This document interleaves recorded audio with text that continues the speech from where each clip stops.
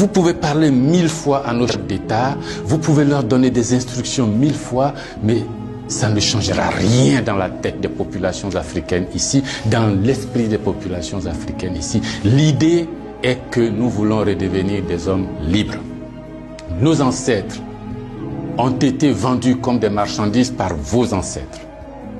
Comme des marchandises. Pendant de 1500 à 1890, par là, comme des marchandises. Nous fermons les yeux là-dessus.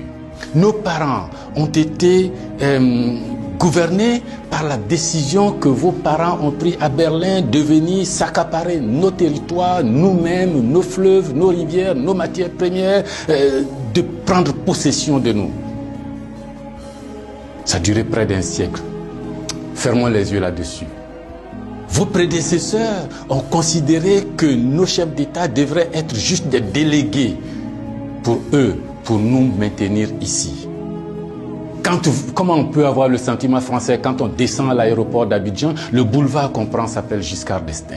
Le pont qu'on emprunte s'appelle De Gaulle. Et la route qu'on utilise pour aller à l'université s'appelle boulevard Mitterrand. Et puis partout, on a Trèche-la-Plaine, Port-Bouët, Binger. Non! Ce que la nouvelle génération veut, ce que nous voulons, c'est l'autodétermination. Que nos chefs d'État nous rendent compte ici, qu'ils ne soient pas obligés d'aller vous rendre compte pour se donner une certaine légitimité, comme Macron est d'accord avec moi, comme Chirac est d'accord avec moi, comme le chef d'État français est d'accord avec moi. Donc ici, vous allez faire ce que je dis parce que sinon vous allez avoir des problèmes. Monsieur le Président, tant que ça durera comme ça, les gens ici auront le sentiment que l'État français est complice de leur brimade, de leur pauvreté, de leur chômage.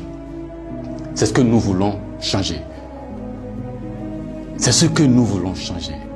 Renvoyer Kako Noboko, renvoyer Kémy Séba, renvoyer Nathalie Yamb, contester les propos de Salif Keïta ou je ne sais qui d'autre, ça ne changera rien.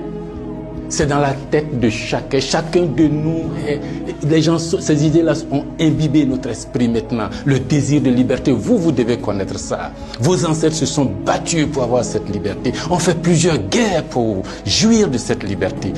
Ce que nous voulons, c'est ça. Liberté de commerce, liberté de nous organiser, nous autodéterminer, faire ce qui est bon pour nous sans nuire à vos intérêts. Mais ça ne vous dit pas de venir nous imposer vos intérêts. Si vous pensez, chers auditeurs, que ce message vaut la peine d'être diffusé et que nous soyons nombreux à nous l'approprier, sans animosité, sans bestialité, mais avec fermeté et conviction, il faut liker, il faut partager. Parce que c'est l'Afrique de demain qui se joue là.